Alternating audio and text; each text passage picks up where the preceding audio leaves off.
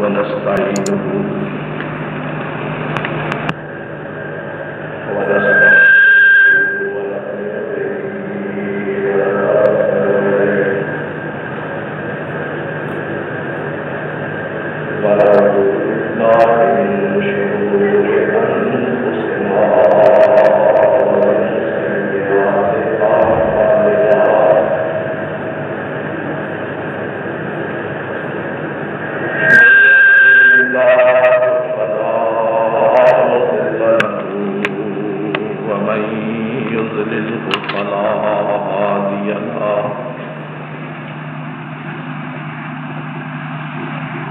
ونشهد أن لا إله إلا الله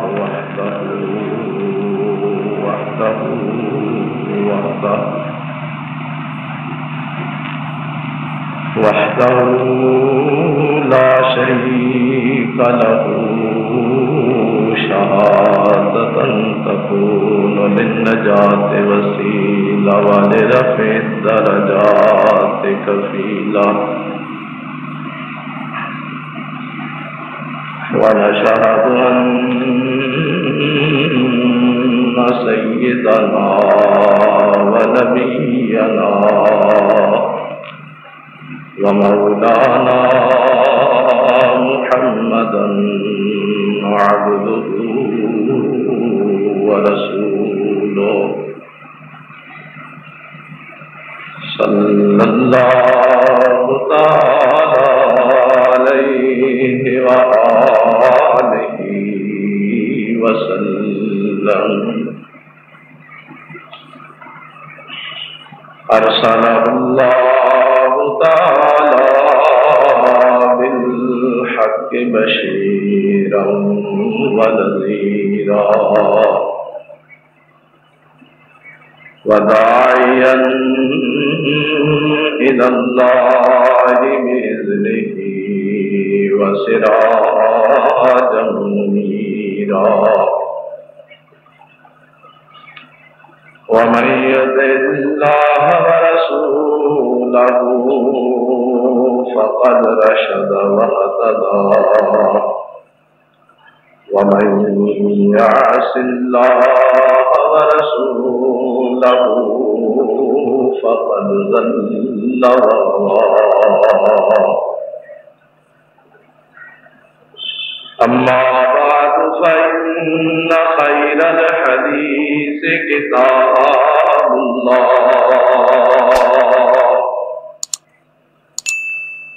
وخير الهدي هدي محمد صلى الله عليه وسلم وشر الأمور محدثاتها وكل محدثة بدعة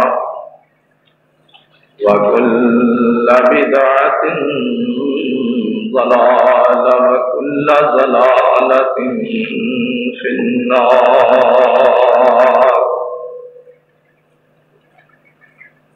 اللهم صل على محمد وعلى آل محمد كما صليت على إبراهيم وعلى آل إبراهيم إنك حميد مجيد. اللهم بارك على محمد وعلى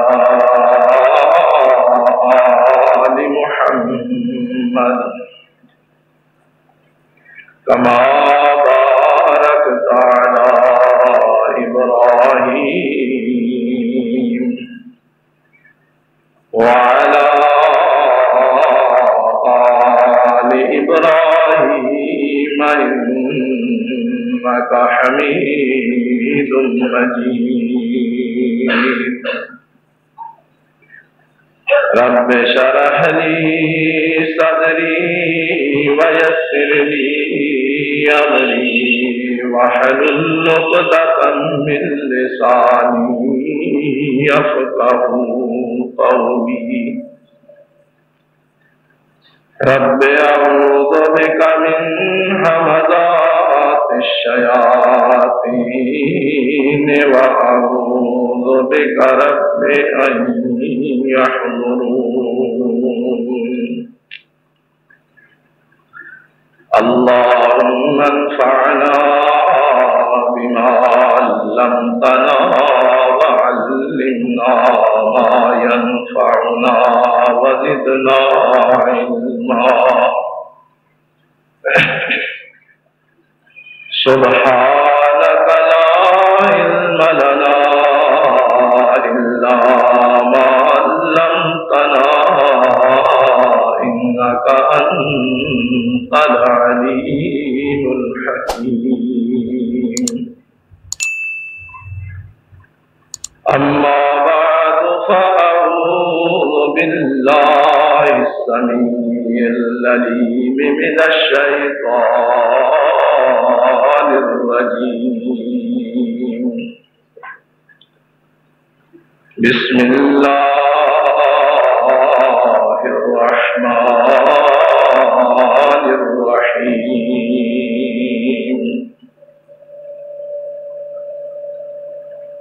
قل يا عبادي الذين أسرفوا على أنفسهم لا تقنطوا من رحمة الله إن الله يغفر الذنوب جميعا إنه هو الغفور الرحيم وأنيبوا إلى ربكم وأسلموا له من قبل أن يأتيكم العذاب ثم لا تنصرون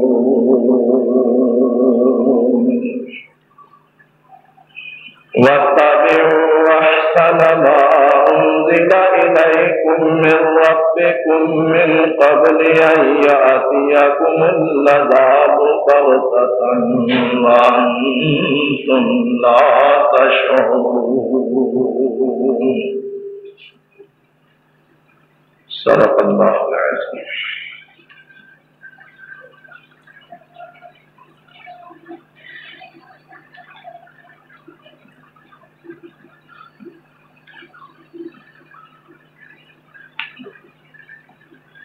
چوبیسواں پارہ ہے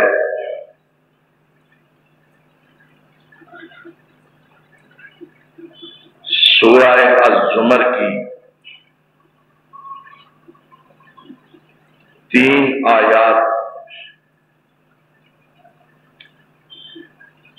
آیت نمبر 53, 54 اور 55 آپ کے سامنے تلاوت کی ہے۔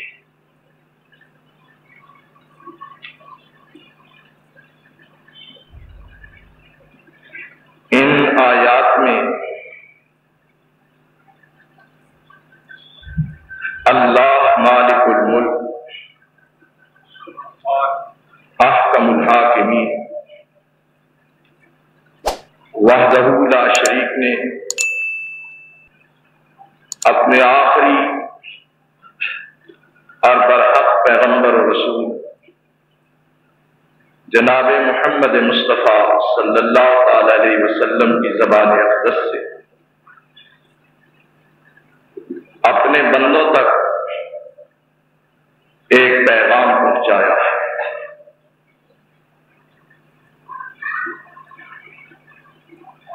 پیغام ربانی ہے، بندگان الہی کے نام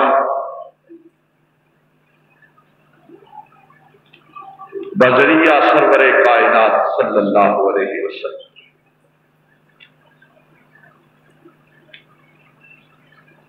فرمایا قل کہہ دیجئے، فرما دیجئے اے محمد محمد صلی اللہ علیہ وسلم یا عبادی الذین اسرفوا، اے میرے بندو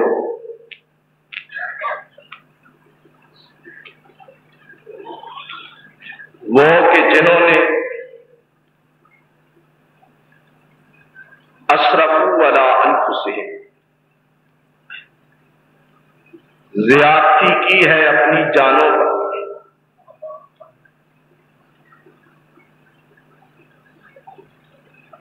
شفقت ربانی کا اندازہ کیجیے۔ بندے ظلم و زیادتی کا ارتکاب کرتے ہیں اور مولا پھر بھی فرما رہے ہیں یا عبادی،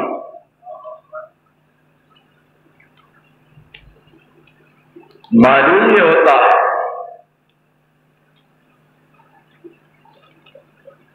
کہ بندہ گناہگار و خطا کار بھی کیوں نہ ہو،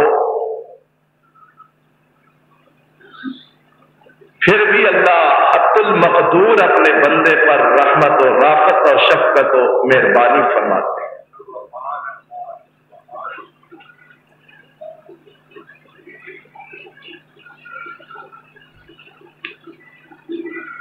الذین اشرفوا علی انفسہم بھی کہا، لیکن اس سے پہلے یا عبادی کہا۔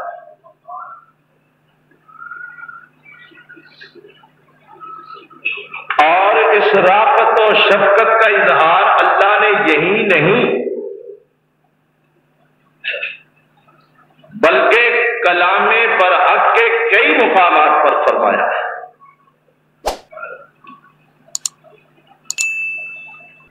ایک جگہ فرمایا نبئ عبادی انی انا الغفور الرحیم، اطلاع فرما دے، خبر دے دے، مطلع کر دے اے میرے نبی میرے بندوں کو کہ انی انا الغفور الرحیم، میں تو بخشنے والا مہربان۔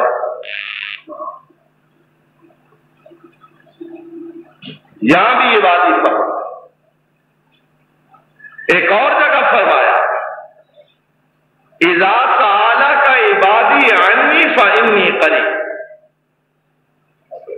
جب آپ سے سوال کریں میرے بندے میرے بارے میں تو ان کو کہیے کہ رب فرماتا ہے میں تمہارے قریب۔ الغرض یہ مشفقانہ انداز، یہ رحمتوں سے معمور اسلوب، یہ شفقتوں سے بھرپور انداز معلوم یہ ہوتا ہے کہ اللہ کو اپنے بندوں سے بڑا ہی پیار ہے۔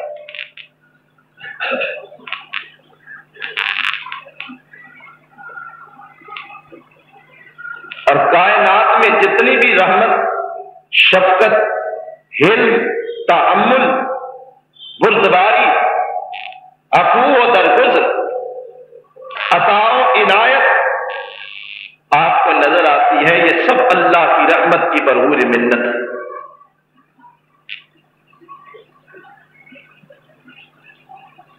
انسانوں کے لیے انسانوں میں سے سب سے زیادہ شفیق ہستی اس کی ماں ہوتی ہے، لیکن ماں کے دل میں یہ شفقت کے سمندر موج زن کرنے والا کون ہے؟ اللہ۔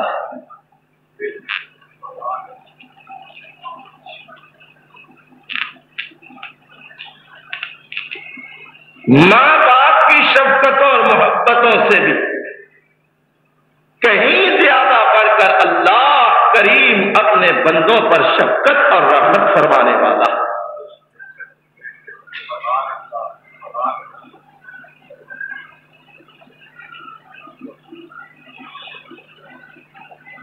اور یہ اللہ کا ایک طے شدہ فیصلہ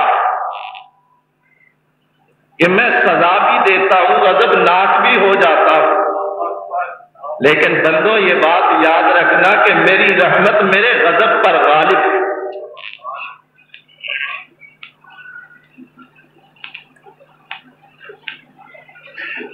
جتنا میں معاف کرتا ہوں اس قدر میں سزا نہیں دیا کرتا.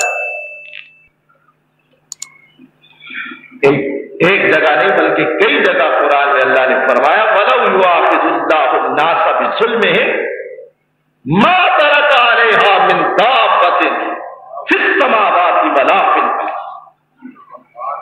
اگر میں لوگوں کے ظلم و زیادتی، گناہوں، معصیتوں اور بغاوتوں پر مواخذہ اور گرفت شروع کر دوں نا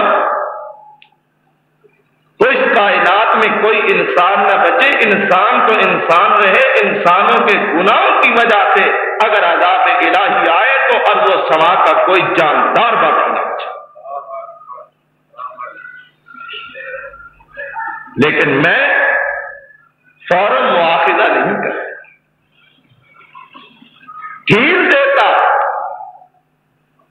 مہلت دیتا، درگزر کرتا، ان کی رسی کو دراز کرتا ہوں اور ساتھ ساتھ انہیں نصیحت بھی کرتا ہوں، تنبیہ بھی کرتا ہوں کہ دیکھو یہ راستہ تمہاری ہلاکت کا راستہ ہے، اس راستے کو چھوڑو، یہ کام تمہیں تباہی کے دہانے پہ پہنچانے والا ہے، اس غلط کام سے بعد آ جاؤ، یہ تمہارا نفع ہے، یہ نقصان ہے.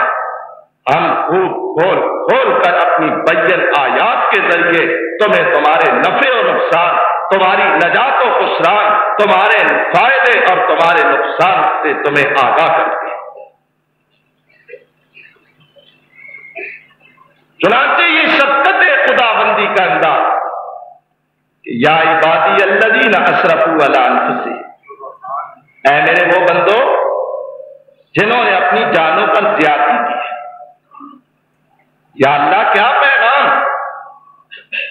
آواز آتی ہے لا تقنطوا من رحمت اللہ، اللہ کی رحمت سے مایوس اور نا امید مت. ان اللہ یغفر الذنوب جميعا انہ هو الغفور الرحیم. اللہ تعالی کتنے بھی تمہارے گناہ کیوں نہ ہو، تم اگر سیدھے ہو کر اس کے دروازے پہ آ کے بخشش کے طلبگار بن جاؤ وہ تمہارے سارے گناہوں کو معاف کر دے.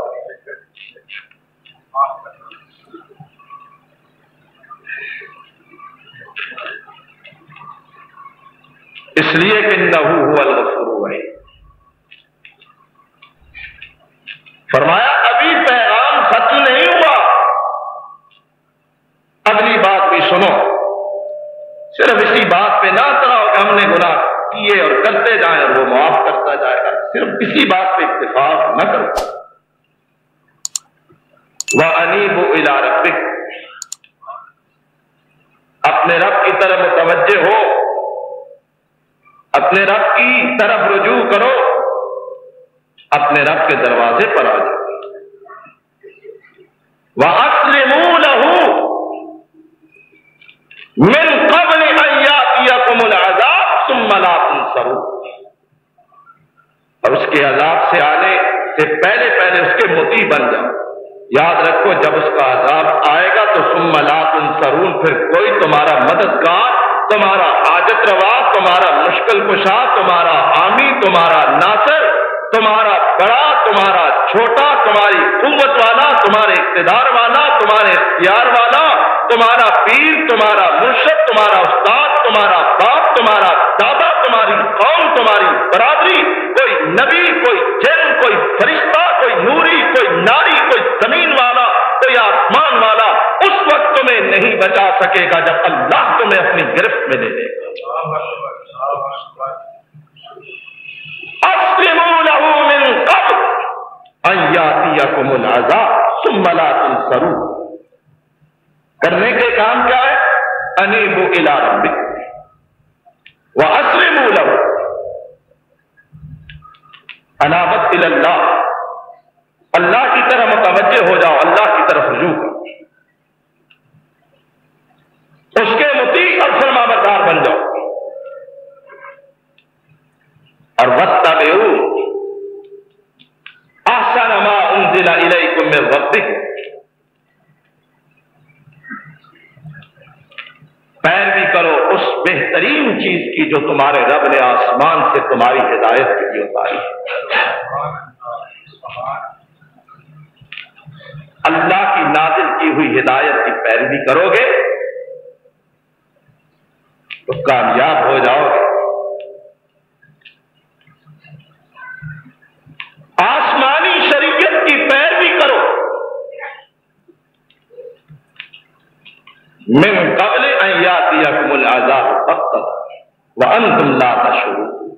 اس سے پہلے پہلے اللہ کی شریعت کے پابند اور پیروکار بن جاؤ کہ آسمان والے کا عذاب اچانک تم پر آ جائے اور تمہیں پتہ بھی نہ چلے.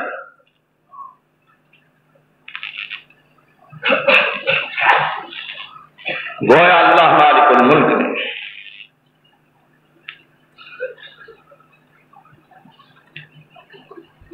مایوسی کے راستے سے ہٹا کے اپنی رحمت سے پر امید بنا کر اپنے بندوں کو اپنی طرف متوجہ فرمایا.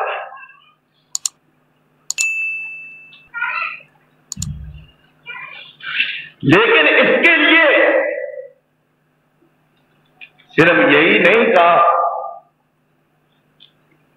کہ منہ زبانی کہو اللہ میری توبہ ہے اور میرے گناہ معاف کر دے اللہ جی.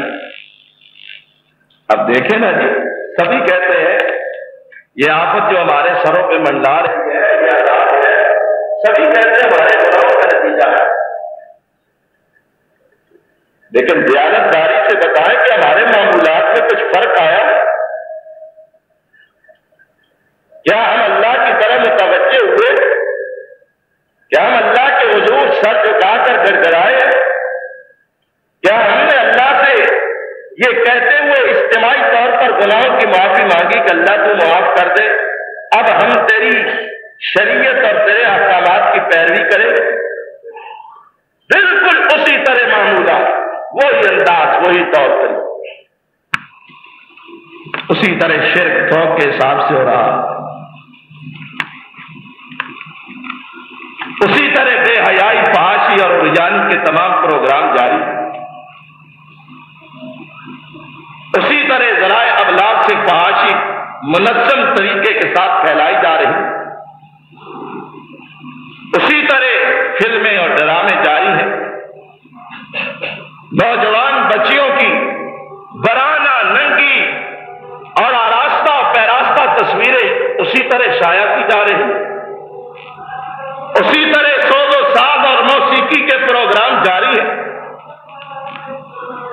اوپر سے لے کے نیچے تک وہی کھلم کھلا اللہ کی بغاوت، وہی بے حیائی، وہی فحاشی، وہی عریانی، وہی شرک، وہی کفر، وہی بدعت، وہی خرافات.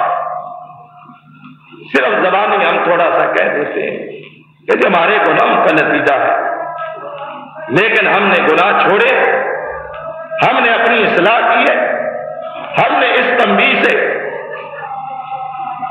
کوئی سبق حاصل کرنے کی کوشش کی. اللہ فرماتے ہیں صرف زبانی یہ کہہ دینا کہ جی اللہ ہماری توبہ ہے، ہم رجوع کرتے ہیں، اللہ ہمیں معاف کر دے. فرمایا نہیں، انیبوا الی ربکم واسلموا لہ واتبعوا احسن ما انزل الیکم من ربکم. تین باتیں، رب کی طرف رجوع کرو، اس کے مطیع بن جاؤ، آسمان سے آنے والی ہدایت کو اپنی زندگی پر نافذ کرو. جب تم عملاً یہ کام کر گزرو گے، میں پھر وعدہ کرتا ہوں میں تمہارے گناہوں کو معاف کر کے تم پر اپنی رحمت سے چھاؤں.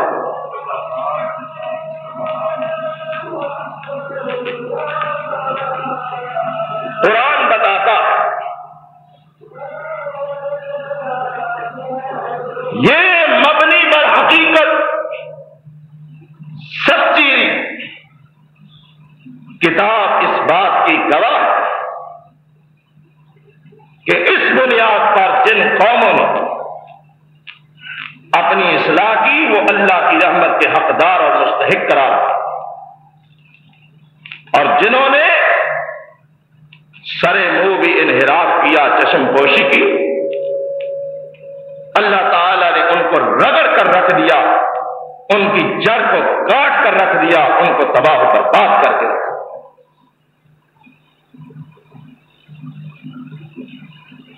مسند احمد میں حدیث ہے، رسول اللہ صلی اللہ تعالی علیہ وسلم نے آیتوں کو تلاوت فرمایا اور آپ نے فرمایا کہ اگر مجھے پوری کائنات کی دولت بھی مل جاتی تو اتنی خوشی نہ ہوتی جتنی ان آیات کے ملنے کی وجہ سے ہوئی ہے کہ اللہ تعالیٰ نے میری امت کے اور اپنے گناہگار بندوں کو مغفرت، بخشش اور گناہوں کی معافی کی امید دلائی اور ان سے وعدہ کیا۔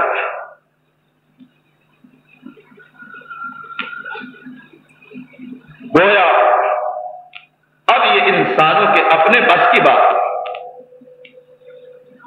کہ وہ کس طرح کا طرز عمل اختیار کرتے ہیں۔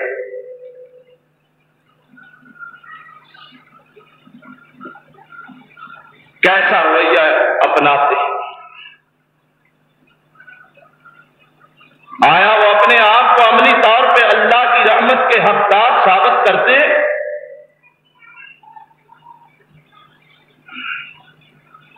یا اسی طرح اپنی غلط روش اور بدعمالیوں کی وجہ سے اللہ کو ناراض رکھتے ہیں؟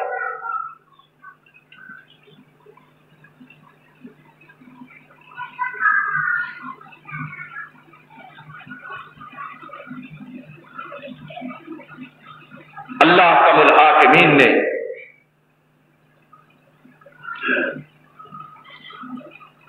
اپنے جلیل القدر انبیاء کی دعوت برحق کا تذکرہ فرمایا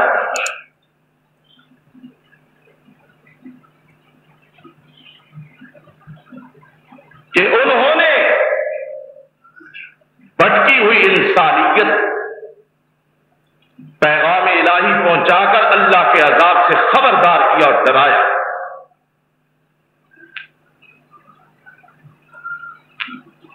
اور عذاب الہی سے بچنے کا ایک راستہ بتایا کہ آؤ اللہ کی طرف آؤ اور اللہ مالک الملک سے استغفار کرتے ہوئے اپنے گناہوں کی بخشش طلب کرو۔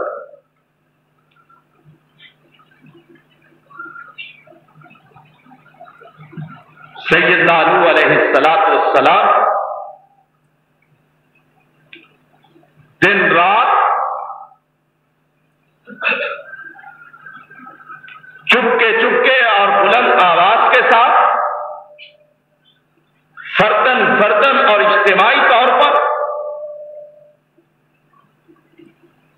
جب اپنی قوم کو سمجھا چکے تو آخری رپورٹ اپنے آقا، اپنے خالق و مالک اور اپنے حاکم اعلیٰ کے سامنے اپنی 950 سالہ کارکردگی کی رپورٹ پیش کرنا۔ اس میں عرض کی کہ میرے اللہ تو جانتا ہے، تو گواہ ہے کہ میں نے اپنی قوم کو ہر ممکن طریقے سے علانیہ بھی، خفیہ بھی، زور سے بھی، آہستہ بھی، پاس بٹھا کر کے بھی، آوازیں لگا کر کے بھی ہر طریقے سے سمجھایا۔ اللہ صرف یہی نہیں کہ میں نے ان کو اس انداز سے تبلیغ کی، بلکہ میں نے ان کو تیری رحمت کی طرف متوجہ کرتے ہوئے تیرے انعامات کی بشارت بھی دی۔ چنانچہ سیدنا نوح علیہ السلام کے الفاظ قرآن نے نقل کیے، فرماتے ہیں فَقُلْتُ اسْتَغْفِرُوا رَبَّكُمْ إِنَّهُ كَانَ غَفَّارًا يُرْسِلِ السَّمَاءَ عَلَيْكُمْ مِدْرَارًا وَيُمْدِدْكُمْ بِأَمْوَالٍ وَبَنِينَ وَيَجْعَلْ لَكُمْ جَنَّاتٍ وَيَجْعَلْ لَكُمْ أَنْهَارًا۔ اے میرے اللہ، میں نے اپنی قوم کو کہا، اے میری قوم کے لوگوں، میں نے کہا استغفروا ربکم، اے میری قوم کے لوگوں اپنے رب سے بخشش مانگو۔ میں نے ان کو استغفار کرنے کی تلقین فرمائی۔ اے میرے اللہ، میں نے ان کو تیری طرف متوجہ کر کے استغفار کرنے کی دعوت دی، اور میں نے انہیں کہا تم استغفار کرو، انہ کان غفارا، اللہ بخشنے والا، تم اگر استغفار کرو گے اللہ تمہارے گناہوں کو معاف کر دے۔ ساتھ ہی میں نے کہا یرسل السماء علیکم مدرارا وَيُمْدِدْكُمْ بِأَمْوَالٍ وَبَنِينَ وَيَجْعَلْ لَكُمْ جَنَّاتٍ وَيَجْعَلْ لَكُمْ أَنْهَارًا۔ اے قوم والو، استغفار کرو گے، پہلا اللہ تم پر انعام یہ کرے گا تمہارے گناہوں کو معاف کر دے گا۔ دوسری نعمت یرسل السماء علیکم مدرارا، آسمان سے رحمت والی موسلادھار بارش نازل فرمائے گا، قحط دور کر دے گا، تمہاری گرمی، قحط سالی، خشک سالی، باغوں کھیتوں کی ویرانی یہ ختم ہو جائے گی۔ وَيُمْدِدْكُمْ بِأَمْوَالٍ، اللہ تمہارے مالوں کے اندر برکت عطا کرے گا۔ وَبَنِينَ، اللہ احکم الحاکمین تمہیں اولاد اور بیٹے عطا فرمائے گا۔ وَيَجْعَلْ لَكُمْ جَنَّاتٍ وَيَجْعَلْ لَكُمْ أَنْهَارًا، اللہ تمہارے باغوں کو آباد کر دے گا، اللہ تعالیٰ تمہیں ان باغوں کے ذریعے وافر پھل عطا فرمائے گا، تمہیں خوشحال کر دے گا۔ رب العالمین تمہاری نہروں کو صاف شفاف فائدہ مند اور نفع والے پانی سے بھر دے گا۔ غرض کے دین و دنیا اور زمین و آسمان کی نعمتیں اللہ تمہیں اس استغفار کی وجہ سے عطا کرے۔ گویا کہ اللہ کے جلیل القدر نبی نے اپنی بگڑی ہوئی قوم استغفار کی دعوت، یہی بات اللہ کے ایک اور نبی سرزمین مدین پہ تشریف فرما ہوتے، قوم میں شرک بھی موجود ہے، رازدنی بھی موجود ہے، کاروبار کے اندر بدتماشی اور بے اعتدالی بھی موجود ہے، ملاوٹ بھی کرتے ہیں، ناپ تول میں کمی بیشی بھی کرتے ہیں۔ اللہ کے نبی نے جب ان کو سمجھایا یہ سارے غلط کام ہیں، شرک بھی برا کام، لا تقعدوا بکل صراط، لوگوں کے راستوں میں بیٹھ کر ان کو مت ستاؤ، مت لوٹو، رازنی اور ڈکیتی، ڈاکہ زنی، اس سے بھی باز آ جاؤ، اور کم ناپ اور تول سے، کاروبار کی بددیانتی سے بھی باز آ جاؤ۔ آج ایسا واز تو کوئی مولوی کرتا ہی نہیں، الا ماشاء اللہ، اگر کرے بھی تو لوگ کہتے ہیں لوگ جناب آپ نماز روزے کی بات بتائیں، باقی جو جہاں لگا ہے ٹھیک لگا ہے، کسی کو کچھ لگے۔ ٹھیک یہی بات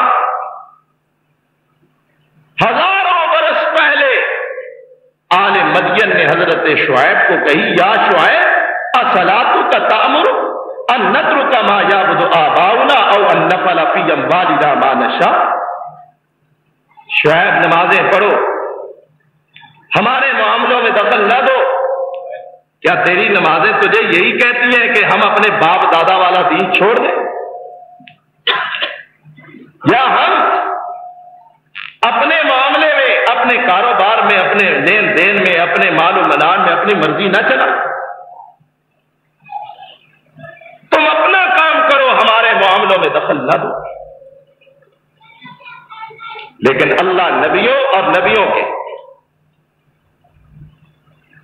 جانشینوں کو اسی لیے مامور فرماتا ہے کہ وہ لوگوں کو اچھائی کا حکم دیتے رہیں اور غلط کام کی نشاندہی کر کے ان سے روکتے رہیں.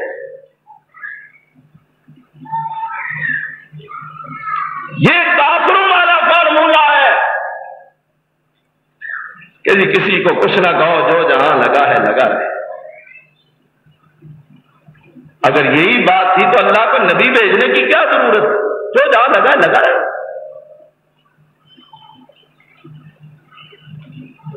1.25 لاکھ کے لگ بھگ انبیاء کر کائنات میں مصائب اٹھاتے ہیں، مارے کھاتے ہیں، مصیبتیں جھیلتے ہیں.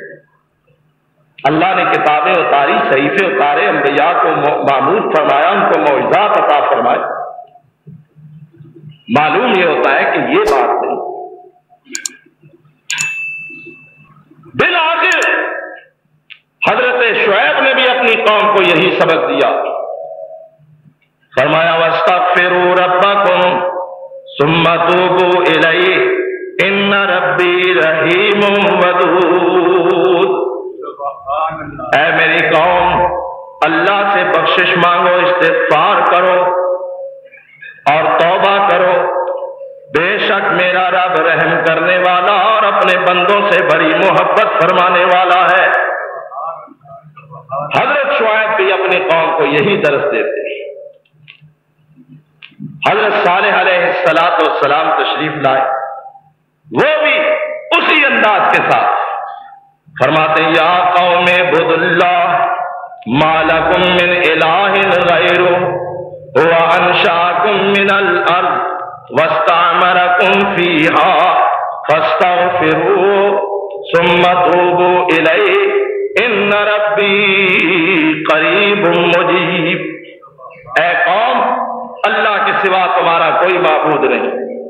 هو انشأکم من الارض واستعمرکم فیہا، وہی وہ ذات ہے کہ جس نے تمہیں پیدا کیا اور جس نے اپنی زمین کے اندر تمہیں آباد فرمایا.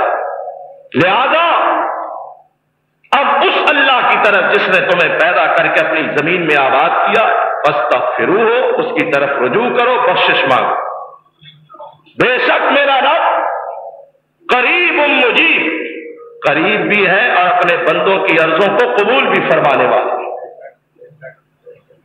یہی بات حضرت ہود علیہ السلام نے قوم عاد کو مخاطب کر کے فرمائی. فرمایا قوم استغفروا ربکم ثم توبوا الیہ یرسل السماء علیکم مدرارا وَيَزِدْكُمْ قُوَّةً إِلَىٰ قُوَّتِكُمْ وَلَا تَتَوَلَّوْا مُجْرِمِينَ. یہی بات کہ اے قوم، اللہ کی عبادت کرو اور اس رب کی طرف توبہ کرتے ہوئے استغفار کرو، اپنے گناہوں کی معافی مانگو. اللہ کم الحاکمین تمہارے گناہوں کو معاف کر دے گا، تمہارے اوپر آسمانوں سے رحمت کی بارش نازل کرے گا. وَيَزِدْكُمْ قُوَّةً إِلَىٰ قُوَّتِكُمْ، اور اللہ تمہاری توانائیوں اور قوت اور طاقتوں کے اندر برکت اور اضافہ فرمائے گا. وَلَا تَتَوَلَّوْا مُجْرِمِينَ، دیکھو مجرمانہ انداز اختیار کر کے منہ پھیر کر مجرموں کے ٹولے میں مت شامل ہو. آؤ اللہ کی طرف رجوع کرتے ہوئے اللہ کم الحاکمین کی بارگاہ کے اندر متوجہ ہو کر استغفار کرو. استغفار یہ انبیاء کرام کی تعلیم ہے، اور یہی تعلیم اللہ نے یا عبادی الذین اسرفوا علی انفسہم لا تقنطوا من رحمت اللہ ان اللہ یغفر الذنوب جمیعا اپنے حبیب محمد رسول اللہ کی زبان اقدس کے ساتھ اپنے نبی کی امت کے سامنے بھی پیش فرمائی کہ آؤ اللہ کی طرف رجوع کرو، اللہ کی طرف استغفار کرتے ہوئے اس کے دروازے پہ آ جاؤ. توبوا الی اللہ جمیعا ایھا المؤمنون لعلکم تفلحون. اے ایمان والو، سب کے سب مل کر اللہ کی طرف متوجہ ہو جاؤ اور اللہ کم الحاکمین سے اپنے گناہوں کی معافی مانگو. اللہ تمہارے گناہوں کو معاف فرمائے گا. اور انسانوں پر جو وبال اترتے ہیں یہ انسانوں کے اپنے ہاتھوں کی کمائی ہے. ظہر الفساد فی البر والبحر بما کسبت ایدی الناس، یہ جتنا بھی فساد، فتنہ، ابتلاء، عذاب، یہ سب انسانوں کے اپنی بدعمالیوں کی وجہ سے۔ یہ الگ بات ہے کہ کوئی اس ذمہ داری کو قبول نہ کرے۔ ہم کہتے ہیں، عام لوگ کہتے ہیں ہمارے مولوی برے ہیں، مولوی کہتے ہیں عوام بری ہے، عوام کہتے ہیں حکمران برے ہیں، حکمران کہتے ہیں عوام برے ہیں، بڑے کہتے ہیں چھوٹے غلط ہیں، چھوٹے کہتے ہیں بڑے ایسے ہیں، سروادار کہتے ہیں غریب ایسے ہیں، غریب کہتے ہیں سروادار ایسے ہیں۔ علماء جہلا پر، جہلا علماء پر، سب ایک دوسرے پر یہ ذمہ داری پھینکنے کی کوشش کرتے ہیں، لیکن امر واقع یہ ہے کہ ہمارا پورا آوے کا آوا ہی بگڑا ہوا ہے۔ جہاں بھی ہاتھ لگا کر دیکھو وہی آپ کو بربادی نظر آئے گی، وہی آپ کو ناسور ابلتا ہوا نظر آئے گا۔ اجتماعی طور پہ یہ الگ بات ہے کہ کہیں کم کہیں زیادہ، لیکن امر واقع یہ حقیقت یہ ہے کہ اللہ احکم الحاکمین کی نافرمانیوں کے اندر من حیث القوم ہم گرفتار ہیں، اور ہم اللہ کی طرف متوجہ ہونے کی، اس کی طرف رجوع کرنے کی نہ کوشش کرتے ہیں، نہ ہمیں اس کی فرصت نصیب ہوتی ہے، الا ماشاء اللہ، مگر جسے اللہ اپنی رحمت سے توفیق عطا فرمائے۔ لیکن مجموعی طور پر، اجتماعی طور پر ہماری یہ تباہی اور بربادی پر پہنچی ہوئی صورتحال ہے۔ اب ان حالات میں اللہ کی رحمت کو پانے کا ایک ہی طریقہ ہے۔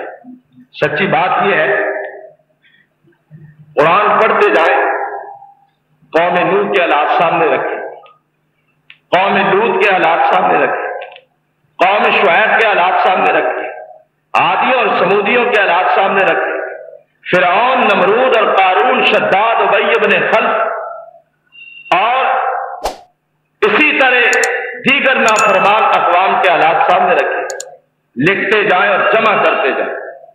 جو برائیاں اور گناہ ان قوموں کے اندر انفرادی طور پر الگ الگ موجود تھے، آج وہ سارے کے سارے اس امت کے اندر جمع ہو چکے۔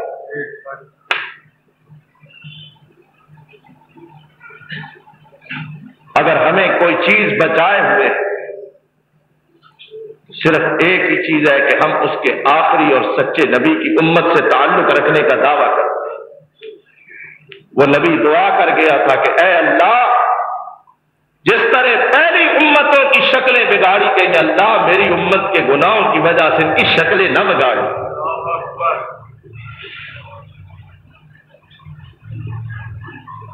وگرنہ وہ دعائیں اگر ہمارے سامنے حال نہ ہو تو ہم نے ان تمام اقوام کو پچاڑنے میں کوئی کسر باقی نہیں چھوڑی۔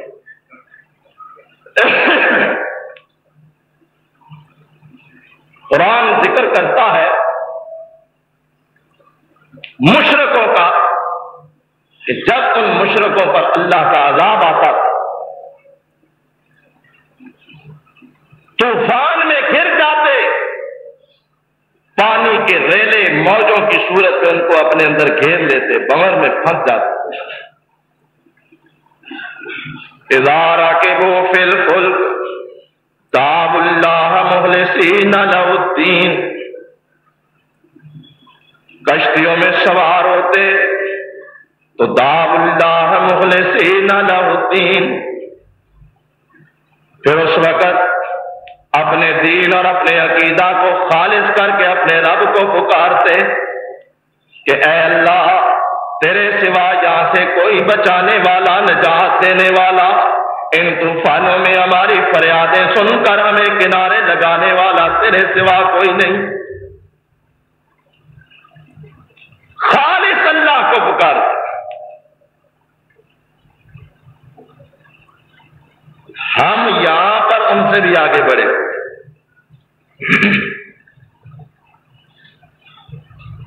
بجائے اس کے کہ ہم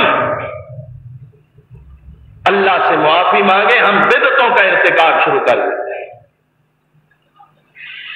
یہ کئی روز سے ہم سن رہے ہیں، سیلاب آ رہا ہے، سیلاب آ رہا ہے، راتوں کو اٹھ کر اذانیں دینا شروع کر دیتے ہیں۔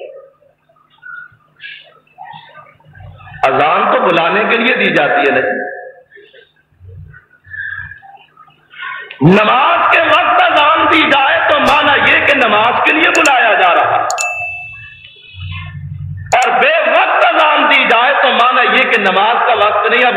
کو بلایا جا رہا ہے؟ اللہ کے عذاب کو بلایا جا رہا ہے۔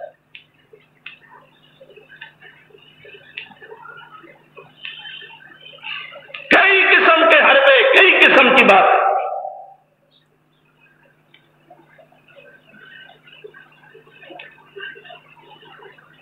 اس کے باوجود یہاں تک آنا، لیکن یہ قوم شرک سے پھر بھی باز تھی۔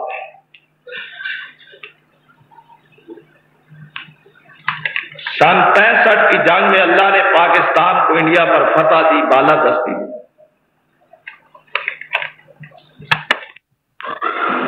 کہتے ہیں فلاں محاذ پر پیر جیلانی آیا تھا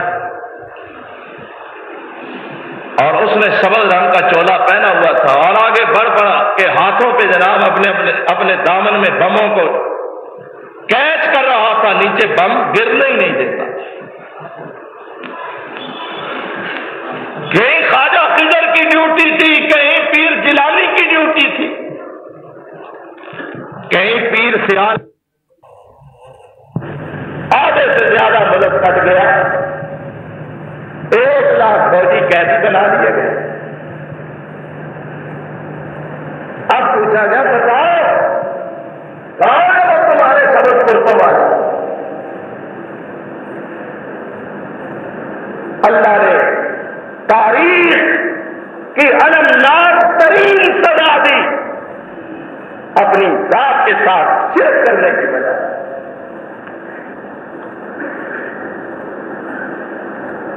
اب پیر سیال کے مرید بھی 5-5 فٹ پانی میں ڈوبے ہوئے ہیں، بمائے آستانہ عالیہ سیال شریف۔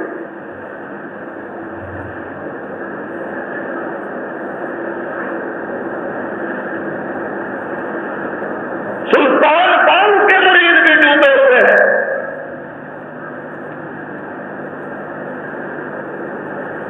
جیل راوی اور شراب کے کنارے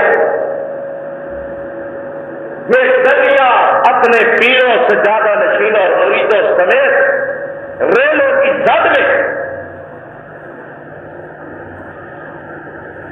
بتاؤ اللہ پکڑنا چاہے تو کوئی ہے بچانے والا،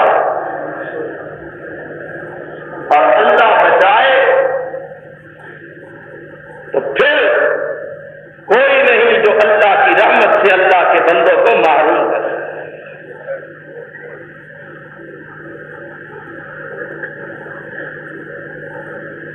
یہی بات رب کبریا نے قرآن میں سمجھائی۔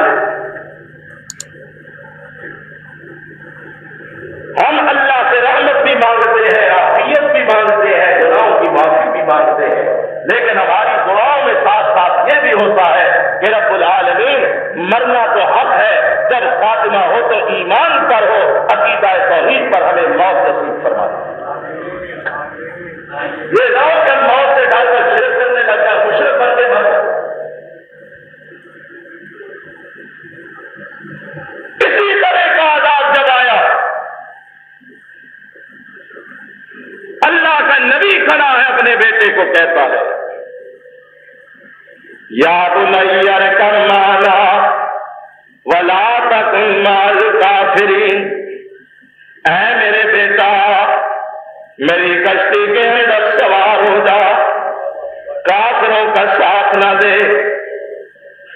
بیٹا جواباً کہتا ہے ابا جی آپ اس سیلاب سے، اس پانی کے ریلے سے مجھے ڈراتے ہیں، آپ مجھے نہ ڈرائیے، نہ میں آپ کی کشتی میں سوار ہوتا ہوں، نہ میں پانی کے ریلوں سے ڈرتا ہوں۔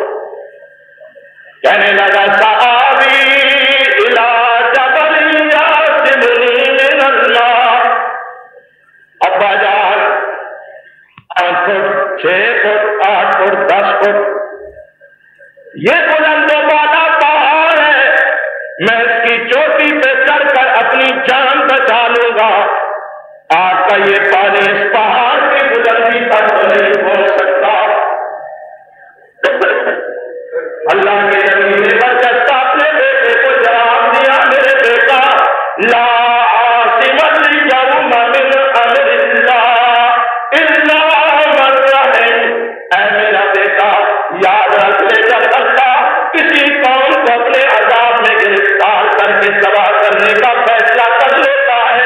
پھر اللہ کی پکڑ سے کوئی بھی کسی کو نہیں بچا سکتا۔ پہاڑ کی چوٹی سے بھاگ گئے، کوئی ٹکے پہ بیٹھا 8 دن ہو گئے بیچارے، دن رات ٹکوں پہ بیٹھے، کوئی مشرق کی طرف بھاگ رہا ہے، کوئی مغرب کی طرف بھاگ رہا ہے، کوئی افراتفری بچی، جیسے جان بچانی پڑتی ہے۔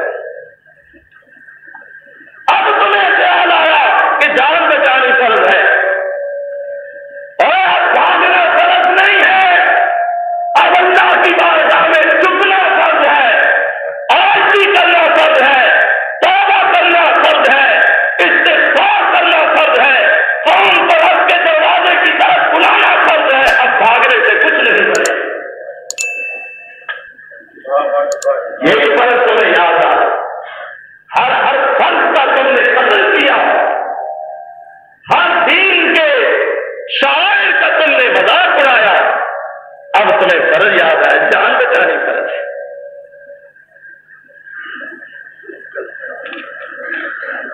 اللہ کے نبی نے فرمایا میرے بیٹا، لا عاصم اليوم من امر اللہ، یہ پہاڑ اس کی بے شک چوٹی پہ بھی چڑھ جا، لیکن میرے بچے جو اللہ کی گرفت میں آ جاتا ہے اللہ حکم الحاکمین پھر اسے معاف نہیں کرتا۔ تم تو کہتے ہو نا ٹیلوں ٹبوں اور پہاڑوں پہ چڑھ جائیں گے، لیکن پہاڑوں میں بسنے والوں کو بھی اللہ حکم الحاکمین نیچے گرا کر ان کے اوپر پہاڑوں کے تودے گرا کر ان کو بھی پیس کے رکھ رہا ہے۔ برفانی تودے گر رہے، پہاڑی تودے گر رہے، چڑھ جاؤ، کہاں جاؤ؟ لا عاصم اليوم من امر اللہ، کوئی بچانے والا نہیں،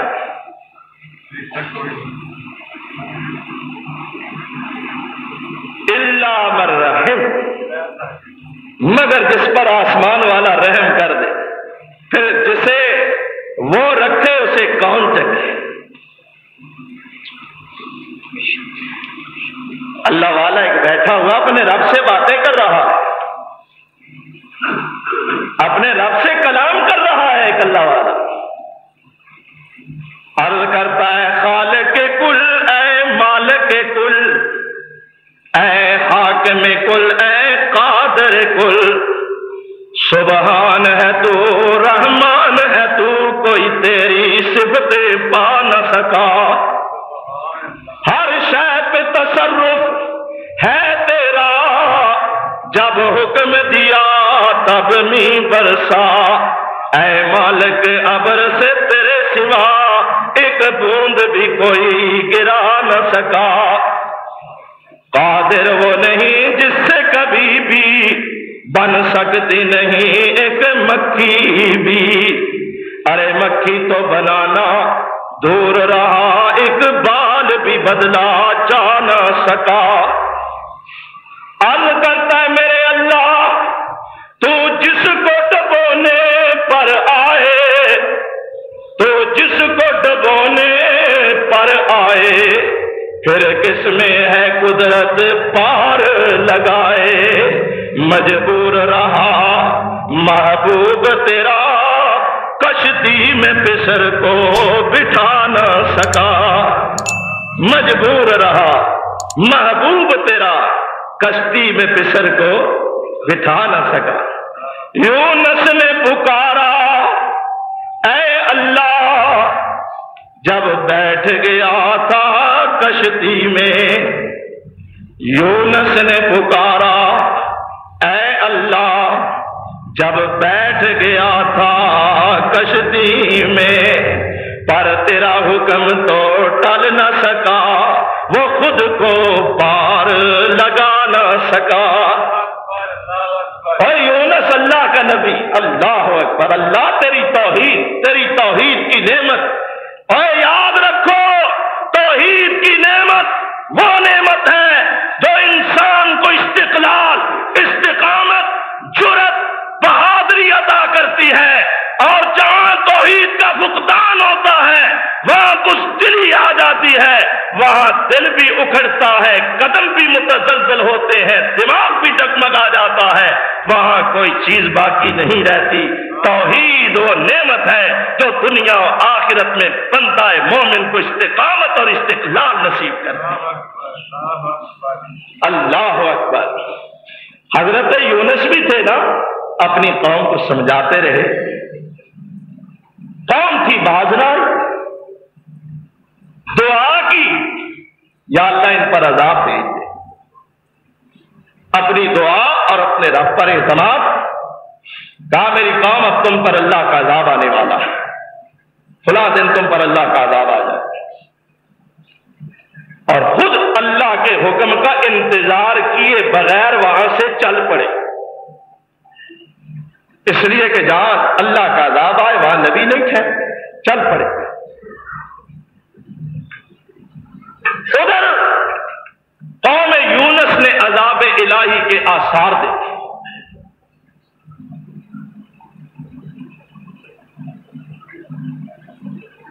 آسمان اور فضا متغیر ہوتی ہے، سرخ اور سیاہ بادل فضائے آسمانی کو ڈھانپتے اور یوں لگنے لگا جیسے ابھی آگ برسنے لگ جائے۔ قوم کے سیانے اور دانا لوگوں نے کہا کہ دیکھو یونس بھی چلے گئے اور حالات بتا رہے ہیں کہ ہم اب اللہ کے عذاب سے بچ نہیں سکتے، اب ایک ہی طریقہ ہے کیا ہو، بڑے چھوٹے مرد عورتیں بچے بوڑھے جوان سارے کے سارے آؤ کھلے میدان میں اللہ کی بارگاہ میں سچے دل سے توبہ کر کے معافی مانگتے، اللہ تو ہمیں معاف کر۔ ایسے ہی کیا، آئے میدان میں اخلاص سے صدق کے دل سے داری سے معافی مانگی، اللہ نے ان کے خلوص کو، ان کی سچائی کو دیکھا، ان کی لاؤزاری کو دیکھو، رب العالمین نے درگزر کرتے ہوئے فرمایا جاؤ میں نے تم سے عذاب ٹال دیا۔ چنانچہ قرآن میں اللہ نے فرمایا ہے کہ کسی قوم پر میرا آیا ہوا عذاب ٹلا نہیں الا قوم یونس، مگر قوم یونس میں فنفعھا ایمانھا الا قوم یونس، کسی قوم کو اس کے ایمان لانے نے نفع نہیں دیا مگر قوم یونس اس سے مستثنا قرار پائی، ہم نے ان کو معاف کر دیا اور ان سے عذاب کو ٹال دیا۔ نبی جن کے لیے عذاب کی نشاندہی کر کے اور عذاب کی وجہ سے خود چلا گیا وہ بچ گئے، وہ بچ گئے۔ نبی نکلتا ہے، اللہ کو ناراضگی آ گئی اپنے نبی پر کہ میری اجازت کے بغیر آپ اپنی مرضی سے کیوں یہاں سے نکلے، میرا حکم آنے سے پہلے ہی میرے نبی یونس صاحب نے پوچھ کر دیا۔ اللہ کو غصہ، حضرت یونس کو پتا نہیں کہ میری اس حرکت سے رب ناراض ہے، گئے راستے میں دریا پڑا، کشتی میں بیٹھے، کشتی جب درمیان میں پہنچتی ہے تو ڈگمگانے لگی۔ اس وقت کے رواج کے مطابق اللہ نے کہا لگتا یہ ہے کہ کوئی غلام اپنے آقا کی اجازت کے بغیر بھاگا، کون ہے؟ اب کوئی نہیں بولتا۔ حضرت یونس کے وہم و گمان میں بھی نہ تھا کہ اس میری حرکت کی وجہ سے میرا اللہ مجھ سے ناراض ہو چکا ہے، سارے بیٹھے رہے، کہا چلو قرعہ ڈالتے ہیں، قرعہ ڈالا، قرعہ یونس علیہ السلام کے نام نے کہا جی اٹھاؤ اور اسے پھینکو۔ سب لوگوں نے جب یونس کے چہرے کی طرف دیکھا کہا یہ بندہ بڑا نیک اور شریف اور بھلے مانس لگتا ہے، ہمیں قرعے میں غلطی لگ سکتی، چلو پھر قرعہ ڈالتے۔ دوبارہ ڈالا، دوبارہ بھی یونس علیہ السلام کا نام نکلا، سے بارہ ڈالا، پھر بھی حضرت یونس کا نام نکلا۔ کہا جناب اب ہم مجبور ہیں وگرنہ کشتی ڈوبتی۔ حضرت یونس سمجھ گئے چونکہ میں چلا تھا تو اللہ کے حکم اور اجازت کے بغیر چلا تھا، لگتا ہے میرا اللہ مجھ سے ناراض ہو گیا۔ اٹھایا، کشتی والوں نے اٹھا کر دریا میں ڈال دیا۔ اللہ کب الحاکم العالمین نے ایک بہت بڑی مچھلی کو حکم دیا کہ مچھلی جلدی کر اپنا منہ کھول کے آگے ہو جا، میرا بندہ آ رہا ہے، میں نے تیرے پیٹ کو اپنے نبی یونس کے لیے جیل خانہ بنا دیا۔ یونس علیہ السلام دریا میں ڈالے گئے، آگے اللہ کی مامور مچھلی منہ کھولے منتظر تھی، حضرت یونس اس کے منہ میں اور پیٹ میں۔ گرفتار کر لیا مالک نے، یونس کہاں جاؤ، کہاں جاؤ؟ وہ تو معاف کر دیے گئے جن کو عذاب سے ڈرایا تھا، اور پیارے تم بچنے کے لیے بھاگ نکلے تھے، اب بتاؤ کہاں جاؤ گے؟ میں نے تو پکڑ کے اپنی جیل میں ڈال دیا، میری جیلیں تو سمندر کی تہہ میں بھی بنی ہوئی۔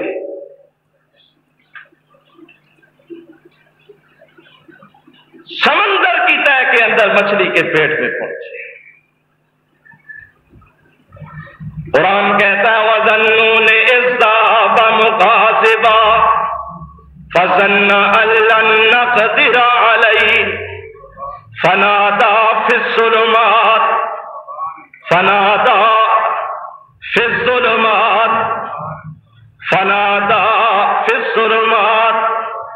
اللَّهَ الہ الا انت سبحانک انی کنت من الظالمین۔ اللہ فرماتے ہیں فاستجبنا له ونجیناہ من الغم وکذالک ننجی المؤمنین۔ وہ مچھلی والا یعنی مچھلی کے پیٹ میں گرفتار ہونے والا وہیں سے مچھلی کے پیٹ سے اپنے رب کو آواز دیتا ہے۔ اللہ اکبر، کیا فرماتے ہیں؟ عرض کرتے ہیں لا الہ الا انت سبحانک انی کنت من الظالمین۔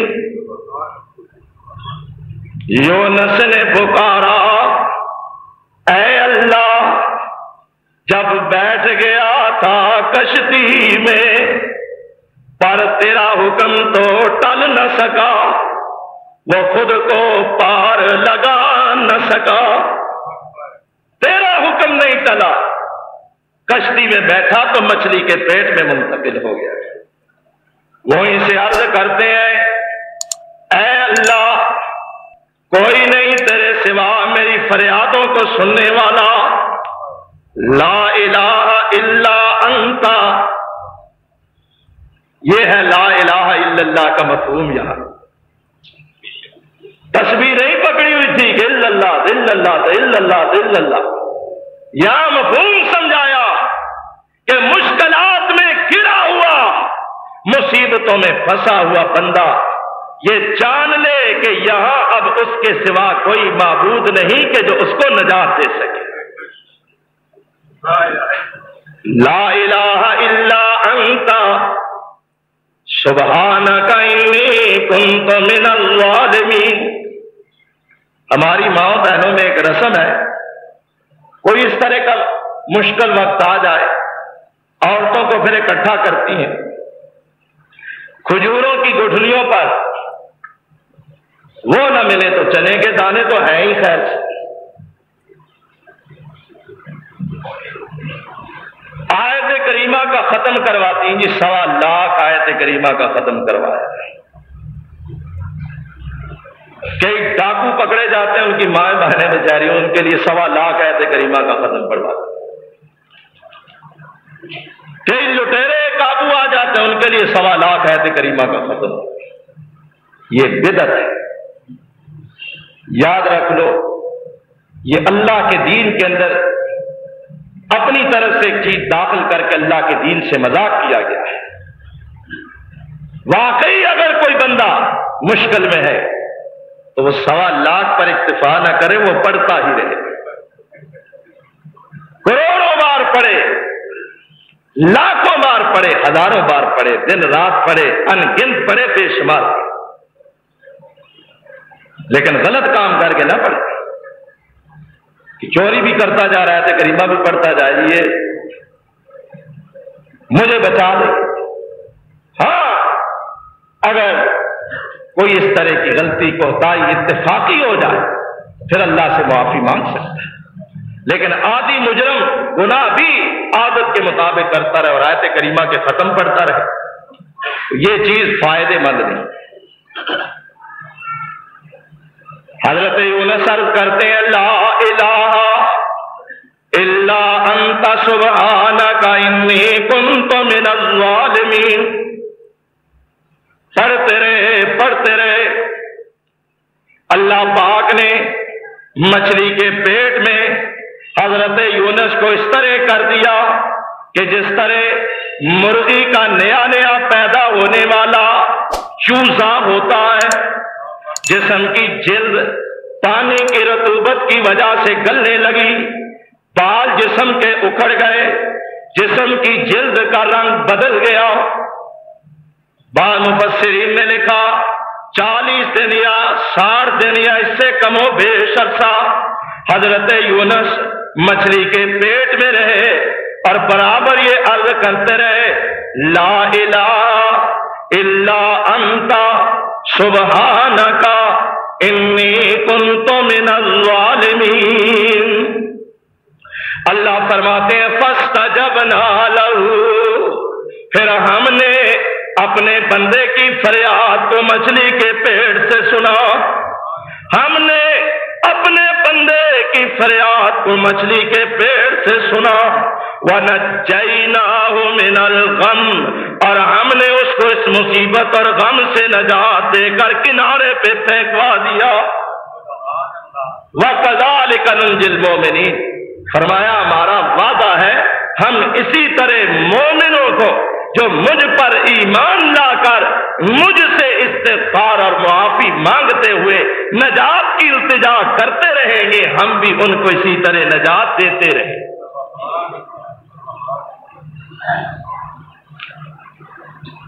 لیکن اللہ نے جب ڈبونا چاہا تو اپنے نبی یونس کو بھی ڈبو دیا، اور جب چاہا پھر اپنے نبی کو کنارے پہ پھینکوا دیا۔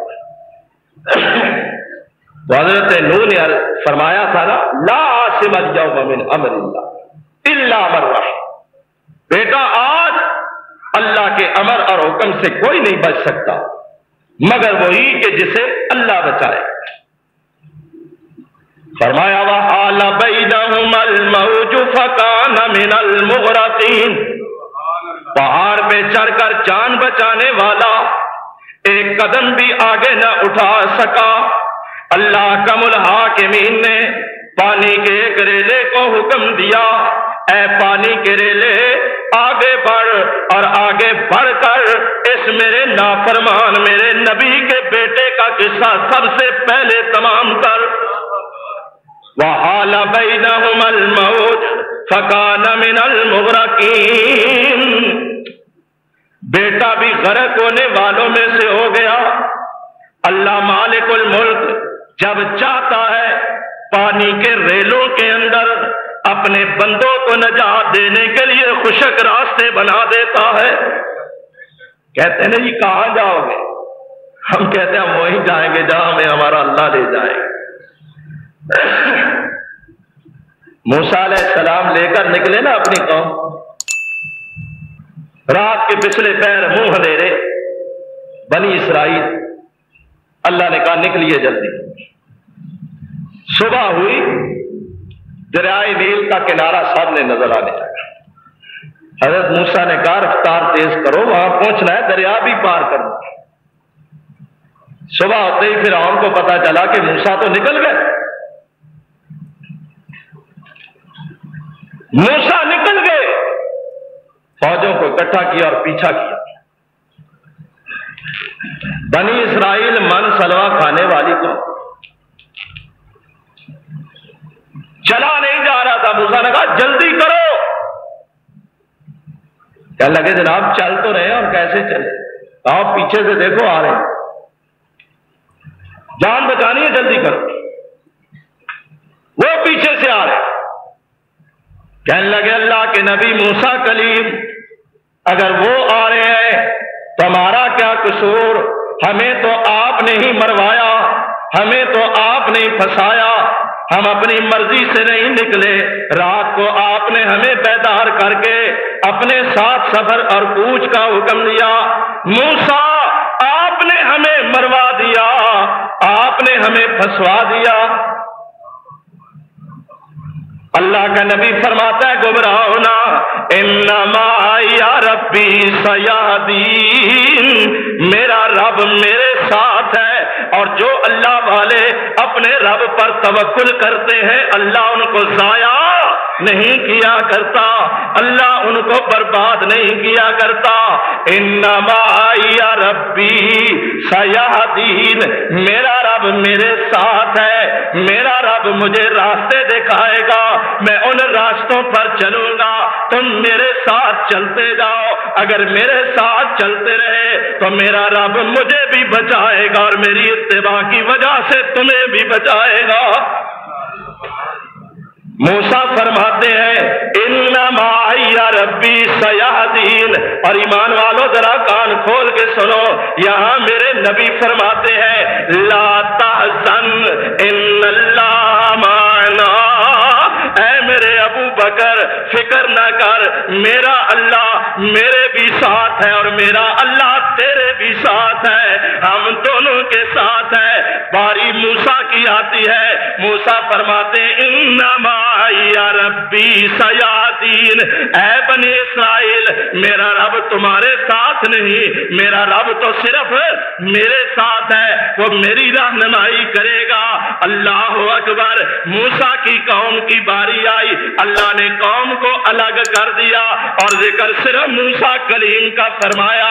और जब मेरे नबी के साथ मेरे नबी के सिद्दीक की बारी आती है, अल्लाह ने जहां नबी का जिक्र फरमाया वहां सिद्दीक का भी जिक्र फरमाया। फरमाया ला तहज़न इन्नल्लाह माना, अबू बकर फिक्र न करो, जो अल्लाह मुझ मोहम्मद के साथ है वो तुझे अबू बकर के भी साथ है। फरमाया ऐ मेरी कौम इन्नमा या रब्बी सयाहदीन, मेरा रब मेरे साथ है। अब तवक्कुल के साथ जा रहे हैं। वो कहते हैं जनाब आप तो कहते हैं रब साथ है, लेकिन रब कैसे बचाएगा? आगे दरिया है, पीछे फिरौन और उसकी फौजें हैं, पीछे जाते हैं तो दुश्मन धक्का बोटी कर देंगे, आगे जाते हैं तो दरिया की मौजें हमें गरगराती हुई नजर आती हैं। चाहें तो कहां जाए, आपने ना हमें आगे का छोड़ा ना पीछे का छोड़ा, आपने हमें ना आगे का छोड़ा ना पीछे का छोड़ा। भला जो कौम इतनी झगड़ालू हो, उस कौम के साथ अल्लाह की माइयत कैसे हो सकती है? अबू बकर के साथ अल्लाह की माइयत इसलिए थी कि नबी आए, कहा मेरे अबू बकर मेरे अल्लाह ने मुझे कूच करने का हुक्म दिया है। अबू बकर अर्ज करते हैं आका जहां नबी जाएगा वहां सिद्दीक भी जाएगा, जहां नबी होगा वहां सिद्दीक भी होगा। अबू बकर प्यारे कैसे जाओगे, तेरे घर तो बूढ़ा नाबीना बाप है। अबू बकर कैसे जाओगे, तेरे तो छोटे छोटे बच्चे हैं। अबू बकर कैसे जाओगे, तेरे घर तो जवान बेटियां हैं। अबू बकर कैसे जाओगे, तू तो तजारत करने वाला ताजिर, तूने हजारों लाखों का लेना देना। अबू बकर तू कैसे जाएगा? अबू बकर अर्ज करते हैं आका आपकी मोहब्बत पर ईमान लाने के बाद अबू बकर ने माँ बाप को भी कुर्बान कर दिया, अबू बकर ने औलाद को भी कुर्बान कर दिया, अबू बकर ने माल को भी कुर्बान कर दिया और अबू बकर ने अपनी जान को भी कुर्बान कर दिया। नबी पहाड़ों पे चल रहा है, अबू बकर भी साथ जा रहा है। नबी कारों में जा रहा है, अबू बकर भी साथ दे रहा है। नबी ढलवानों से उतर रहा है, अबू बकर भी उतर रहा है। नबी मैदानों में सफर कर रहा है, अबू बकर भी सफर कर रहा है। नबी दिन को सफर कर रहा है, अबू बकर दिन को भी सफर फरमा रहे हैं, अबू बकर रात को भी सफर फरमा रहे हैं। यहाँ तक नबी थक जाता है, अबू बकर अपने कंधों पे नबी को उठा लेता है। अल्लाह अकबर। नबी सवार बना हुआ है, अबू बकर सवारी बने हुए हैं। नबी को नींद आ जाती है, अबू बकर अपनी गोद में सर रख के और जागते हैं प्यारे نبی کو سلا دیتے ہیں۔ نبی کو فرمایا ابو بکر پیارے میں تجھ سے میں تیرا تو میرا لا تحزن ان اللہ اللہ ہم دونوں کے ساتھ ہے۔ اللہ اکبر۔ قوم موسیٰ چڑھالو تھی نا، کہنے لگی جناب آپ ہمیں کہتے ہیں اللہ بچائے گا، کیسے بچائے گا، کہاں جائے، کیسے اللہ بچائے گا؟ فرمایا چپ تو رہو نا، اب بھاگ تو کہیں سکتے نہیں نا، راستہ تو کوئی نہیں۔ اب کبھی آگے دیکھتے ہیں کبھی پیچھے دیکھتے ہیں، دیکھ رہے ہیں کہ سینے سے دائیں آنے کے لیے اچھل رہے ہیں۔ کہتے ہیں موسیٰ پیارے کروا دیا، موسیٰ ہمیں تباہی اور ہلاکت میں ڈروا دیا، چلو کچھ بھی تھا غلام تھے محکوم تھے لیکن وہاں تو بیٹھے ہوئے تھے نا، لیکن آپ نے ہمارے ساتھ اچھا نہیں کیا۔ موسیٰ علیہ السلام دریا کے کنارے پہنچ جاتے ہیں، عرض کرتے ہیں میرے اللہ، اے میرے اللہ تیرا حکم تھا میں گھر سے نکلا، اب کیا کروں؟ مولا کریم نے فرمایا اے میرے پیارے موسیٰ وہی لاٹھی جو آپ نے پتھر پہ ماری اللہ نے پتھر سے پانی جاری کر دیا، آج اسی لاٹھی کو بہتے ہوئے دریا اور سمندر کی لہروں اور موجوں پر مارے، اللہ پانی کو وہی روک کر پانی کے درمیان سے آپ کے لیے جنت کی سڑک نکال دے گا۔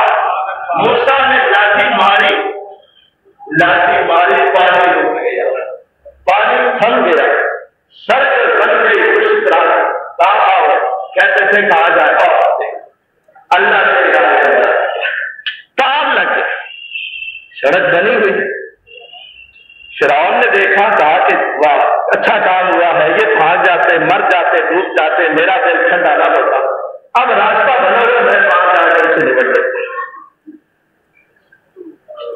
فرعون اپنے لاؤ لشکر کے ساتھ راستے میں اترتا ہے، اللہ نے کہا اے پانی تھما ہوا کیوں ہے؟ یا اللہ تیرا حکم تھا، تیرے نبی موسیٰ کلیم کی موجے والی لاٹھی میری پیٹھ پہ لگی، اللہ تو نے کہا تھم جا، میں رک گیا تھم گیا، اللہ کریم اب کیا حکم ہے؟ فرمایا میرے حکم سے تھما تھا، میرے حکم سے چلنے بھی لگ جا۔ حضرت نوح نے کشتی چلاتے وقت دعا پڑھی تھی بسم اللہ مجریہا ومرساہا ان ربی لغفور الرحیم، اللہ اس کشتی کا چلنا بھی تیرے نام کے ساتھ، اس کشتی کا رکنا بھی تیرے ہی نام کے ساتھ، اللہ کریم کشتی چلے گی تو تیرے حکم کے ساتھ چلے گی، اللہ کریم اگر کشتی رکے گی تو تیرے حکم کے ساتھ رکے گی۔ ثابت یہ ہوتا ہے اس کائنات کے نظام میں کسی ماں کے لال کا عمل دخل نہیں، صرف اور صرف اللہ کا حکم ہی چلتا ہے۔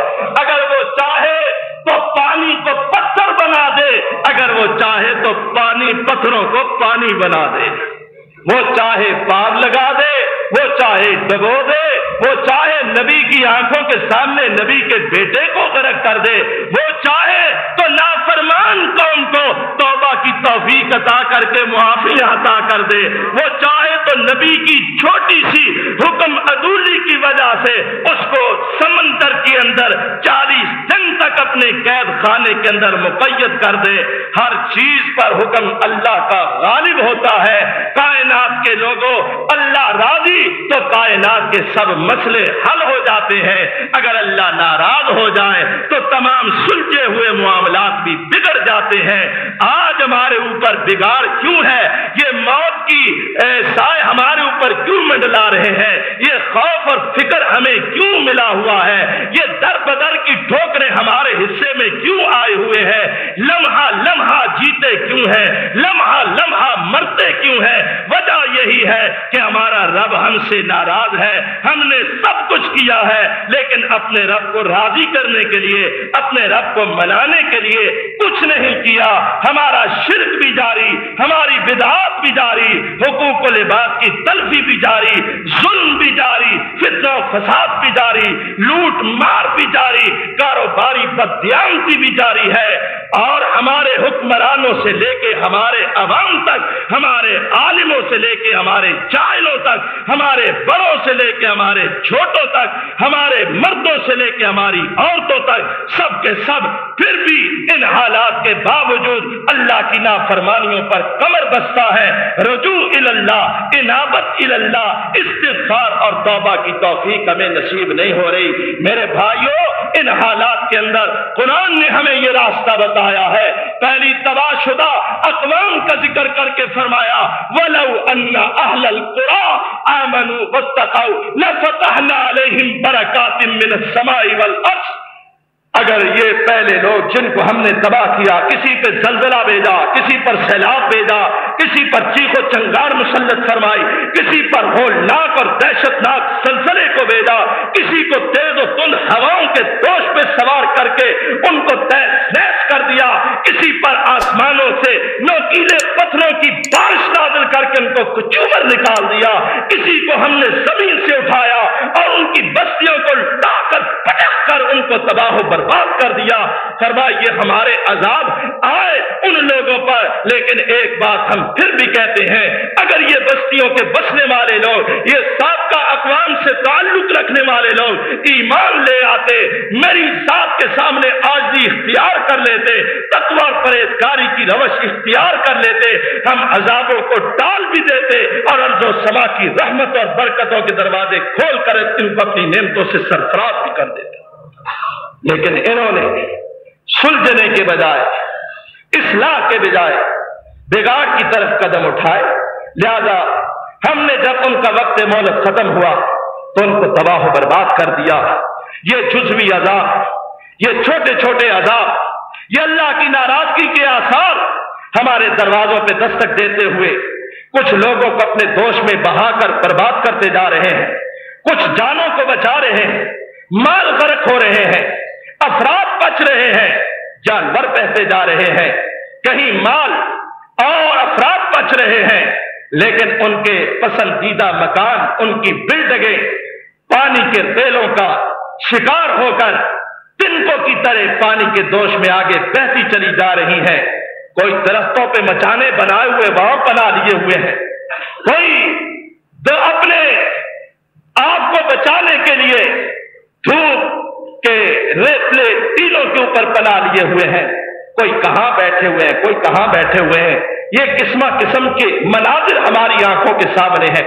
کچھ لوگ ڈر کے بھاگتے ہیں لیکن آگے کسی حادثے کا شکار ہو جاتے ہیں، کچھ اپنا مال بچاتے ہیں سیلاب سے لیکن لٹیروں کے شکنجے میں جکڑے جاتے ہیں، کچھ اپنی بہو بیٹیوں کو گھروں سے پانی کے ڈر سے نکال کے لے جا رہے ہیں لیکن عزتیں لوٹی جا رہی ہیں۔ یہ عجیب مناظر ہے۔ ان حالات کے اندر بھی اتنی سنگ دلی، اس قدر اللہ کی نافرمانی اور خلق خدا پہ ظلم و ستم، یہ سب کچھ اجتماعی طور پہ ہماری بگاڑ کی نشاندہی کرتا ہے کہ اللہ کا عذاب ہمارے دروازوں پہ دستک دے رہا ہے۔ ہمیں وَلَنُذِيقَنَّهُم مِّنَ الْعَذَابِ الْأَدْنَىٰ دُونَ الْعَذَابِ الْأَكْبَرِ لَعَلَّهُمْ يَرْجِعُونَ کی آیت کریمہ کی تفسیر سمجھا رہا ہے، لیکن ہم سدھرنے اور سنبھلنے کے لیے تیار نہیں ہیں۔ میرے بھائیوں، اللہ کم الحاکمین اس انداز کے ساتھ بھی ہمیں سمجھا رہا ہے اور نصیحت کر رہا ہے، اپنی طرف متوجہ کر رہا ہے۔ اگر ہم اب بھی نہ سدھرے تو ایک بات کان کھول کر سن لو، ہم اللہ کا کچھ نہیں بگاڑیں گے۔ جو نقصان ہے، جو خرابی ہے، وہ ہمارے لیے، ہمارے نفسوں کے لیے، ہمارے گھروں کے لیے، ہماری اولادوں کے لیے، ہمارے مستقبل کے لیے ہے۔ اس لیے ہمیں اللہ کے عذاب کو دعوت دینے کے بجائے اپنے آپ کو رب کی طرح متوجہ کرنا چاہیے۔ توبہ، استغفار، رجوع اللہ، انابت اللہ، اپنے عمل و کردار کی اصلاح، اپنا جائزہ، اپنا احتساب، یہ ازحد اور ازبا ضروری ہے۔ اللہ ہمیں اس کی توفیق عطا فرمائے اور دعا ہے رب العالمین ہمیں اپنے عذابوں سے اپنی پناہ میں جگہ عطا فرمائے، ہمیں دین اور دنیا کی ذلت اور رسوائیوں سے بچائے۔ رب العالمین ہمارے دلوں کو اپنی اطاعت کی طرف اور اپنے دین کی طرف پھیر دے، اور اللہ کا الحاکمین اس قوم اور اس ملک پر چھائے ہوئے اس عذاب کے سایوں کو دور دور کر دے۔ ہم سب کو عافیت، امن، رافت و رحمت کی نعمتوں سے مالا مال فرمائے۔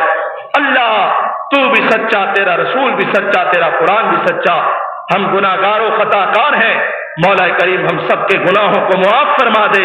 اللہ تو ہم سب پر اپنی رحمت نچھاور فرما، ہمیں اس خوف سے، بے اطمینانی سے اور عذاب کے ان گمبھیر سایوں سے محفوظ و مامون فرما، ہم سب پر اپنی رحمت فرما، ہمیں دین و دنیا کی برکات اور سعادت عطا فرما۔ وآخر دعوانا الحمدللہ رب العالمین۔ الحمد للہ نحمده ونستعینه ونستغفره ونؤمن به ونتوکل علیہ ونعوذ باللہ من شرور انفسنا ومن سیئات اعمالنا من يهده الله فلا مضل له ومن يضلله فلا هادي له ونشهد ان لا اله الا الله وحده لا شريك له ونشهد ان محمدا عبده ورسوله صلى الله تعالى عليه وآله وسلم ارسله الله تعالى بالحق بشيرا ونذيرا وداعيا الى الله باذنه وسراجا منيرا ومن يطع الله ورسوله فقد رشد واهتدى ومن يعص الله ورسوله فقد ضل وغوى۔ اللہ کا شکر ہے، اللہ کا بڑا احسان ہے کہ ہم اب تک کسی آفت اور مصیبت میں گرفتار ہونے سے بچے ہوئے ہیں۔ یہ اللہ کا احسان ہے، کسی کا کوئی کمال نہیں۔ یہ جو کہا جاتا ہے جی فلاں کو بچا لیا گیا، یا یہ کہتے ہیں جی اس ناگہانی آفت کا ڈٹ کر مقابلہ کریں، یہ بڑے سرکشی والے کلمے ہیں، عام طور پہ کہہ دیے جاتے ہیں، لیکن ہیں یہ اللہ کو ناراض کرنے والے کلمے۔ کوئی کسی کو نہیں بچاتا، اللہ ہی بچانے والا ہے۔ اور مقابلہ کیا کرنا ہے آپ نے؟ اگر مقابلہ کرنا ہوتا تو اتنا نقصان ہی نہ ہوتا۔ بس یہ کہیں اللہ سے عافیت اور رحمت طلب کرو، مقابلے والی بات یہاں نہیں ہے۔ مقابلہ تو مخلوق کا مخلوق سے ہو سکتا ہے، خالق کے کاموں سے مخلوق کیا مقابلہ کر سکتی؟ اللہ نے اپنی رحمت سے ہمیں بچایا ہوا ہے، لیکن بے شمار بستیاں، شہر، علاقے وہ بھی ہمارے بھائی ہیں، اس ملک کے باسی ہیں، مسلمان ہیں۔ دعا کریں اللہ ہمیں آئندہ بھی محفوظ کرے اور اللہ ان ہمارے بھائیوں بہنوں کی مشکلوں کو بھی آسان فرمائے، اور جو لوگ بیچارے اجڑے ہیں اللہ کا الحاکمین ان کو اپنی رحمت کے ساتھ پھر سے آباد فرما دے، اور اپنے خزانہ غیب کے ساتھ ان کی ضرورتوں کو اللہ اپنے خزانہ غیب سے پوری فرمائے۔ بھائیو اب بھی وقت دعا ہے اور کثرت سے دعا کریں، لیکن اپنی اصلاح بھی کریں۔ یہ نہیں کہ اب عذاب ٹل گیا تو پھر اللہ نے ہمیشہ سے ٹال دیا، نہیں، اللہ ہمیں پھر بھی مہلت دے گا، دیکھے گا۔ ہمیں چاہیے ہم اپنے معاملات کو درست کریں، اپنے عمل، اپنے کردار، اپنے طرز عمل کی اصلاح کریں، نماز پڑھیں، اللہ کے حضور جھکیں، کثرت سے دعا کریں۔ یہ دعا مومن کا آخری ہتھیار ہے۔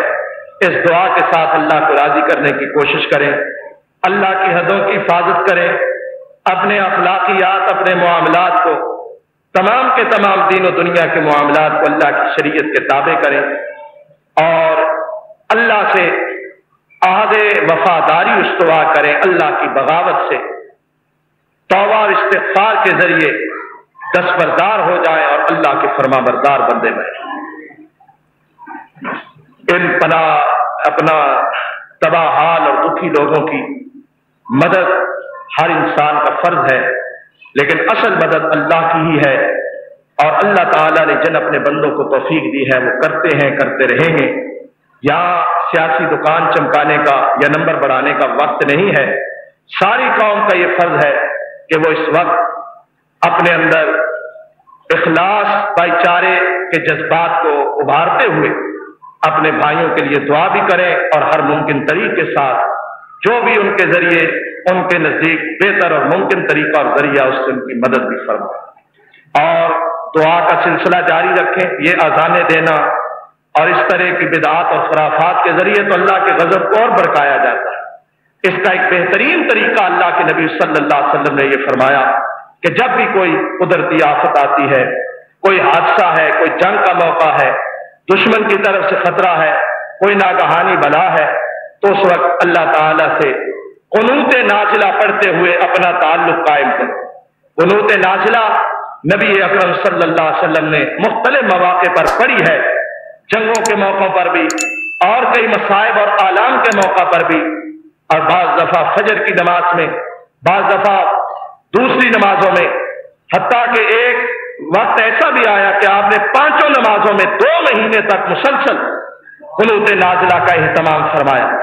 और ये कुनूत नाजिला नमाज के अंदर ही अल्लाह ताला से रुजू करते हुए, आजिज़ी करते हुए दुआ का एक तरीक है कि फर्ज नमाज के आखिरी रकत में रुकू के बाद हाथ उठाकर दुआएं करके अल्लाह रब्बुल हाकिमीन से मदद और रहमत मांगी जाए और रब्बुल आलमीन से आफियत का सवाल किया जाए और आने वाली मुसीबतों से छुटकारे और पनाह के लिए अल्लाह ताला की मदद तलब की जाए।